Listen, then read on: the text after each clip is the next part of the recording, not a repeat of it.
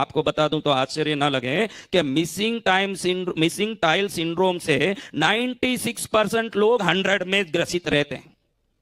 मेरे पास ये नहीं है, ये सोच के आपने पुराने आध्यात्मिक कहानी सुने होंगे कि एक राजा कई बाजार में घूमने जा रहा है और देख रहा है कि कोई आदमी गरीब मस्ती से सो रहा है, इसको ईर्ष्या हो गई, मैं इतना पैसा रखा हूं, राजमहल दुनिया दौलत सब रखा हूं और मैं परेशान हूं, ये आराम से सो कैसे रहा है। मंत्री जी ने ये एक आइडिया दिया कि इसको भी चिंता में डाल देते हैं महाराज, देखो अभी। तो मंत्री जी ने अगले दिन सुबह 999 सिक्कों का एक थैली उसके पास डाल दिया। अब वो उसको उठा के गिना तो उसमें था 999 सिक्के। अब इस चिंता में वो आज तक तो कुछ नहीं था, मस्ती से ही था। अब वो सोचे कि ये 1000 क्यों नहीं है, वो उसके पीछे पड़ा। उस रात को उसको नींद नहीं आया। उसको देख के राजा को लगा कि जिसके पास जो है वो उससे तृप्त नहीं होता है ना, जो ये करना बाकी है, ये सिक्का बाकी है, उसके पीछे पूरी जिंदगी को दुखी करता रहता है। तो आपको मैं ये बात कहना चाहता हूं, किसी को सबकॉन्शियस माइंड को एक्टिवेट करने की इंटरेस्ट हो तो ये एक्टिवेशन सिर्फ सोते समय और उठते समय ही होता है। दिन में आप क्या करते हो, दिन भर अच्छी बातें सोचो, शुभ शुभ बोलो, ये सब आप करते हो। लेकिन आप कितना भी शुभ शुभ बोलो, दिन में आपका माइंड 100% बीटा स्टेट में ही रहेगा। कब वो अल्फा में जाता है? नेचुरली जाता है जब आप सोने उठने के बीच की अवस्था में होते हो। उस समय में पति भी बुलाता है, सुधा सुधा, अपन अपने ही धुन में धीरे धीरे सो ही जाते हैं। उसका बुलाना अपने हिसाब में चलता ही रहता है। फिर वो देखे कि भाई नींद ले ली है। वो नींद लेने और जगने के बीच की जो अवस्था है, इस अवस्था में आपका माइंड अल्फा स्टेट में जाता है। तो जब आप सो रहे हो, जब आप उठ रहे हो, तब आप अपने दुर्गुणों की निवृत्ति का जो वर्ड है, यानी मुझे बहुत ईर्ष्या हो रही है, तो हम उस समय कह सकते हैं मुझे बहुत विकसित लोगों को देख के मुझे बहुत आनंद आता है। अगर गरीब हैं तो बोल सकते हैं मेरे पास बहुत समृद्धि आता है सोते उठते। अगर आपको लगे कि मुझे दिन में ही अपनी इच्छाओं को पूरी करनी है, तो फिर आप ब्रीथिंग एक्सरसाइज को करके 3 मिनट के अंदर अपने विचार को अगर आप रटोगे, तो ब्रीथिंग एक्सरसाइज करके 3 मिनट तक अल्फा स्टेट में माइंड रहता है। अब देखो माता जी मुझे दिल से सुन रही है, मैं कैसे बोल रहा हूं ये बात, आपका चेहरा देख के नहीं। जो अपने हाथ बांध लेते हैं या अपने बॉडी को दूसरे पार्ट से कनेक्ट करते हैं, मैं देखो अभी बैठा हूं, मुझे आपने ऊपर बैठाया, लेकिन मैं ऐसे कभी नहीं बैठता। पूरी जिंदगी में आप एक फोटो नहीं दिखा सकते मैं ऐसा बैठा हूं। पूरी जिंदगी में ऐसे बैठता हूं, क्योंकि ये फिजिकल बॉडी ब्रेन एक्टिवेशन से चलती है। और आप में कितने लोग लेफ्ट हैंड प्रैक्टिस्ड हो, तो आप सबका राइट ब्रेन ही काम करता है सिर्फ, आप ध्यान रखना, आधा ब्रेन ही काम करता है। और जो राइट में जो भी खाते हैं पीते हैं, राइट में लिखते हैं, उनका लेफ्ट ब्रेन काम करता है। अब देखो जो लेफ्ट में काम करते हैं उनका राइट ब्रेन जिनका भी काम करता है वो ज्यादा इमोशनल है, क्योंकि राइट ब्रेन इमोशनल ब्रेन है। जो भी राइट ब्रेन यानी लेफ्ट में लिखते हैं, आप किसी ने उठाया हाथ, जो लेफ्ट में लिखते करते हैं वो ज्यादा भावुक होंगे, वो जल्दी भावुक हो जाएंगे। और 90 पर आज के युवा ही ऐसे हैं। आजकल युवा देखो जल्दी सुइसाइड कर लेते हैं, जल्दी मार्क नहीं मिला कहीं फांसी खा लेते हैं, गोली खा लेते हैं, स्ट्रेस में आ जाते हैं। आपने अपने 20 साल पहले ये डिप्रेशन सब सच सुना था क्या कहीं संसार में? अब जितनी ये गोलियां बिकती है, सेडेशन की गोलियां, ऐसे कभी नहीं बिकी, इतनी गोलियां बिकती है। इसका कारण है कि आज के बच्चे ज्यादा लेफ्ट हैंडेड होते जा रहे हैं। और जितने आप लेफ्ट हैंड को यूज करोगे उतना आप इमोशनल होंगे। किसी को आप प्यार करते हैं तो उनका छोटा भी आपके प्रति उपेक्षा आपको दुख देगा कि ये मुझे भूल गए हैं, ये मेरा ध्यान नहीं दे रहे हैं। और ये जो राइट हैंड में काम करते हैं यही ज्यादा है, सबसे ज्यादा ये ज्यादा तार्किक होंगे, यही हम सब ज्यादा हैं। मैं भी राइट में काम करता हूं क्योंकि साधु हूं। हमको तो ये सिखाया है कि देना भी राइट से, लेना भी राइट से, उसको एक शुभ आदत बताई जाती है। तो हम लोग राइट से काम करते हैं तो तर्क ज्यादा करते हैं, ये क्यों, वो क्यों, कई जरूरत है। आप लोग बच्चा मांगेगा आपके पास कि भाई 5000 चाहिए मम्मी, कई जरूरत है, पहले तो ये सवाल आएगा, फिर सेटिस्फेक्शन होने के बाद पैसा निकलेगा। लेकिन ये जो लेफ्ट हैंडेड हैं इनको कोई कुछ मांगे तो उठा के दे देंगे, ये उसको पूछेंगे नहीं, ये फर्क होता है। तो हमारे मंदिरों में जो बंधन करते हैं हम, या मैं ऐसे पैर को 1-2 से जोड़ के बैठा हूं, ये सबकॉन्शियस से जुड़ी हुई बात है। सबकॉन्शियस एक्टिवेट तब होता है जब पूरा ब्रेन एक्टिवेट होता है। और ह्यूमन बॉडी का नेचुरल बॉडी फिजिक्स सिस्टम है कि ये आधा ही काम करता है, इसीलिए हम बीटा में ही हैं।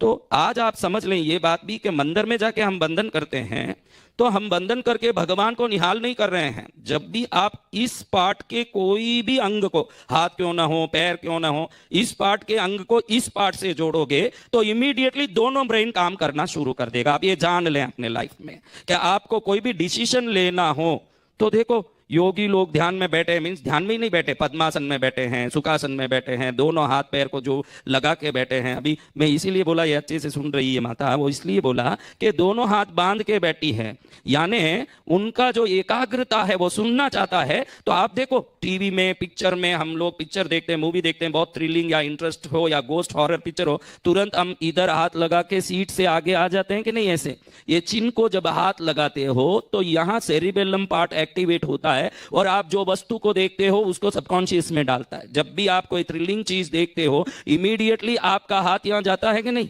एक आश्चर्य भाव से, ये क्या हो रहा है।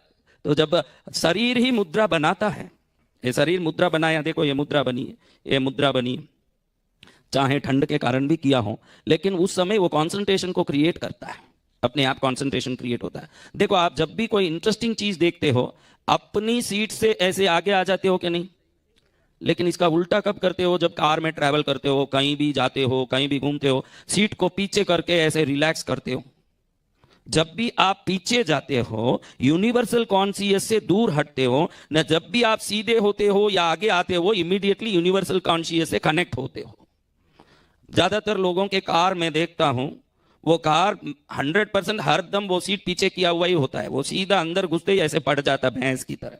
मैं सोचता हूं ऐसे कैसे बैठ सकते हैं। मैं, आप मुझे देख सकते हैं आप, मैं स्पाइनल कार्ड को सीधा किए बगैर बैठ ही नहीं सकता, मैं ऐसे नहीं बैठ सकता या ऐसे नहीं झुक सकता, क्योंकि मुझे मालूम है कि एनर्जी को लेने का अगर तरीका समझ आ जाए तो पूरी जिंदगी ईश्वरीय ऊर्जा से हम कनेक्टेड रहेंगे। उसके लिए अलग से कोई पूजा पाठ उपासना, ये ईश्वर किसी पूजा से खुश होने वाला नहीं है, हमारी जीवन शैली की सटीक ईमानदारी से ही खुश होगा, और कोई चीज को उसकी जरूरत ही नहीं, न मंत्र, न पूजा, न उपासना, न कोई लेना देना। अगर हम मनुष्य जीवन को सही ढंग से जी लिए तो सबसे पहले खुश होने वाला ईश्वर ही होगा, ये मैं अच्छे से जानता हूं। उसमें कोई साधना पूजा ये तो आडंबर हैं, दूसरा कुछ नहीं है।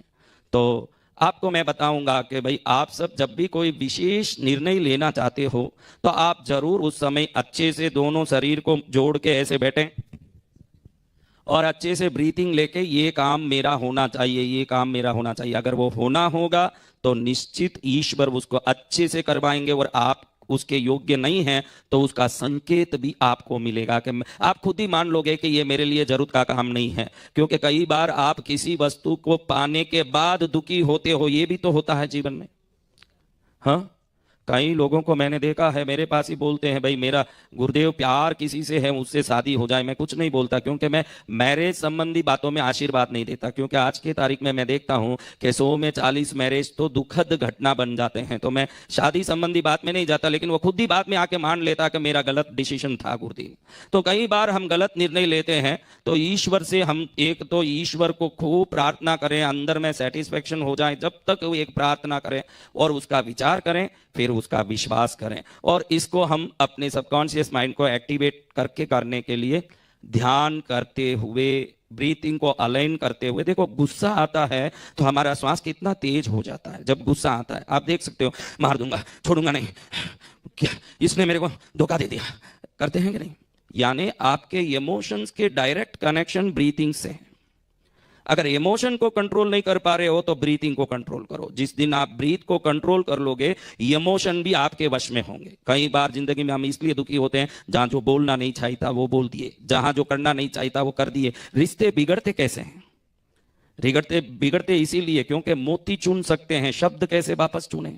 अच्छा, आप सबने मुझे अच्छे से सुना, मुझे लगता है कि आपको सुना हुआ चीज काम आएगा, क्योंकि ये मैं अच्छे से जानता हूं। देखो आप एनर्जी को निरंतर अट्रैक्ट करते हो। किसको अट्रैक्ट करते हो? 1 मिनट साहब मैं बोल दूं, आप बैठो ना, आपको सुनाना जरूरी है। देखो आप एनर्जी को कैसे एक्टिवेट करते हो मैं बताता हूं उदाहरण। मैं अभी एक शब्द बोल रहा हूं, आपकी बॉडी में क्या रिएक्शन हो रहा है मुझे आप समझाओ।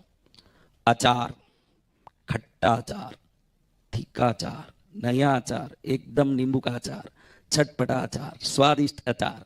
बस अब आपके साथ क्या हुआ बताओ। नहीं, सीरियसली अब हम सोचें, क्या यहाँ अचार का बॉटल है?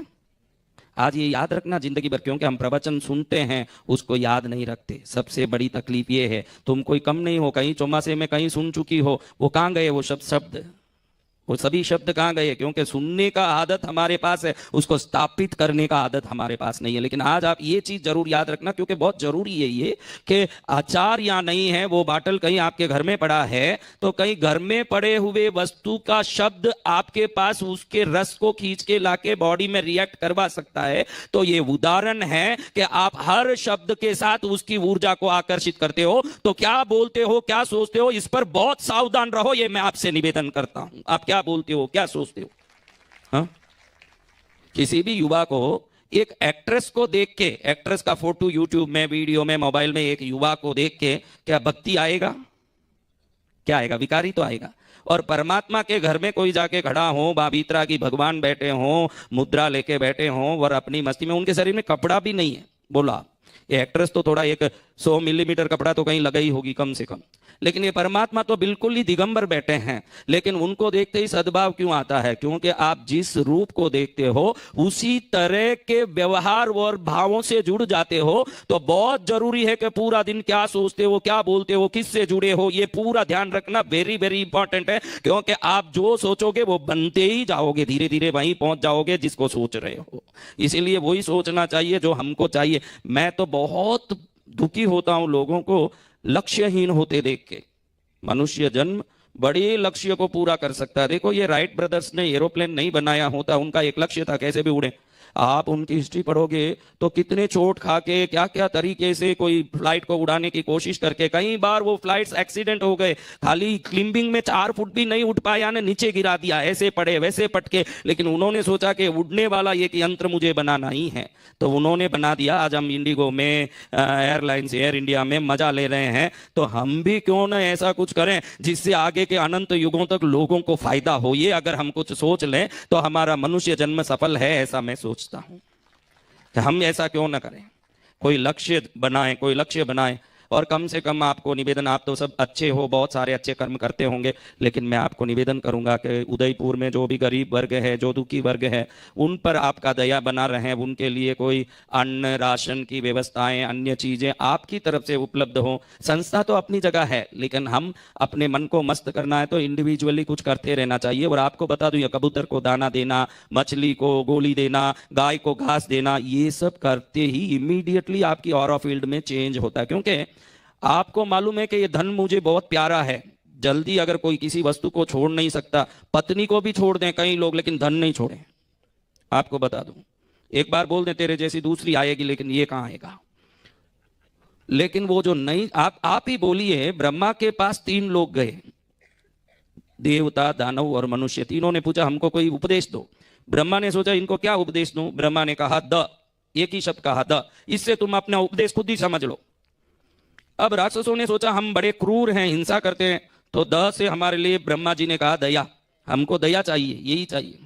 देवताओं ने सोचा कि हम भोग विलासी हैं, हम बहुत भोग करते हैं, इसलिए दमन करने की द से हमको ब्रह्मा ने उपदेश दिया, दमन करो, इंद्रियों का दमन करो। अब मनुष्यों ने सोचा हमारे लिए क्या बोला होगा, सोचा कि जेब से पैसा नहीं निकलता, बाकी सब बात ठीक है, तो दान करो। तो ये एक कर्म जो दान करना है, ये उदयपुर के गरीब वर्गों के लिए जब आप करोगे, उनका भला होगा या नहीं मुझे पता नहीं, क्योंकि हम कितना भी दान करें, जो आलसी है और बेकार है वो अगले दिन वापस गरीब ही रहेगा। वो तो फिलॉसफी है, जो गरीब है उसको कोई अमीर बना नहीं सकता, ना जो अमीर है उसको कोई गरीब बना नहीं सकता। लेकिन उसको दान देने से हमको जरूर फायदा है, क्योंकि हमारी लाइफस्टाइल में जब दान करते हैं, भले कितने ही अरबापति हो, अंबानी का बेटा देखो, अभी कोई एक फुटबॉल प्लेयर को 10 करोड़ की घड़ी दिया है, 10 दिन पहले अंबानी का बेटा एक फुटबॉल प्लेयर को 10 करोड़ की घड़ी दिया। उस समय उसको क्या हुआ होगा, अंबानी क्यों ना हो, है तो धन का पुजारी। जब आप कुछ देते हो तो आपका मन कहता चलो मैंने कुछ दे दिया है, अब जो नहीं देने की इच्छा रखा उस वस्तु को मैंने दे दिया। जब ये सोच आते ही मन जो खुश होता है कि मैंने कुछ अच्छा काम किया है, इमीडिएटली हमारी ऑरा फील्ड चेंज होती है। कबूतर का दान हो, गाय को घास हो, गरीबों को रोटी हो, हमारा मन कहता है कि जो सबसे प्यारा चीज कोई किसी को दें तो उसको उसका त्याग भावना अंदर से गर्व से भरा उठता है कि नहीं। तो आपके अंदर भी वो भावना जरूर आती है जब आप कुछ करते हो शुभ काम। अपने लिए करके हमको जितनी सेटिस्फेक्शन नहीं आती जितने लोगों के लिए करके आती है। तो आप सब ऐसे दानवीर बने, आपकी संस्था सर्वोत्तम बने, आप सब संगीत प्रेमी हो, आपका संगीत प्रेम बना रहे, लेकिन मानव प्रेम, ईश्वरीय प्रेम